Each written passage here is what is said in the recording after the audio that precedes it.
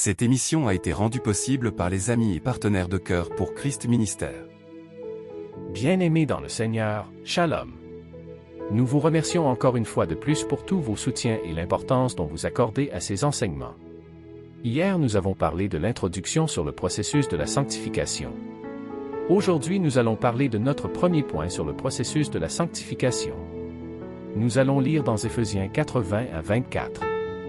La parole de Dieu déclare ceci. Vous, ce n'est pas de cette façon que vous avez appris à connaître le Christ. Mais est-ce que c'est bien du Christ que vous avez entendu parler? Est-ce que c'est lui qu'on vous a enseigné, selon la vérité qui est en Jésus? Si oui, vous devez laisser votre vie d'autrefois. Avant, vous étiez plein de désirs trompeurs qui vous détruisaient. Eh bien, ce que vous étiez avant, il faut vous en débarrasser comme d'un vieux vêtement. Comprenez les choses d'une façon nouvelle, selon l'Esprit de Dieu. Et, comme si vous mettiez un vêtement neuf, devenez une personne nouvelle. Cette personne nouvelle est créée comme Dieu veut, la vérité la rend juste et sainte. Bien-aimés, dans ce texte on comprend que la sanctification consiste donc à se débarrasser de notre vieil homme, c'est-à-dire notre ancienne vie de pécheur, et à se revêtir de l'homme nouveau créé par Dieu. N'oublions pas d'abord notre très bel exemple de transformation intérieure et du changement naturel, celui du papillon qui ne naît pas directement papillon mais il se transforme au cours de sa vie. Définissons d'abord la sanctification. Je peux dire que la sanctification signifie être mis à part pour Dieu. Et lorsqu'on parle d'une mise à part, cela veut dire que vous vous mettez à l'écart des péchés car vous êtes mis à part pour un Dieu saint.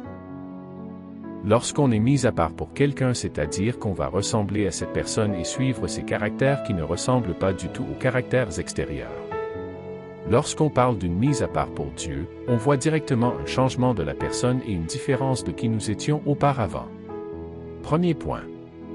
La sanctification, c'est d'abord une mise à part par un processus destiné à vous conduire à la sainteté.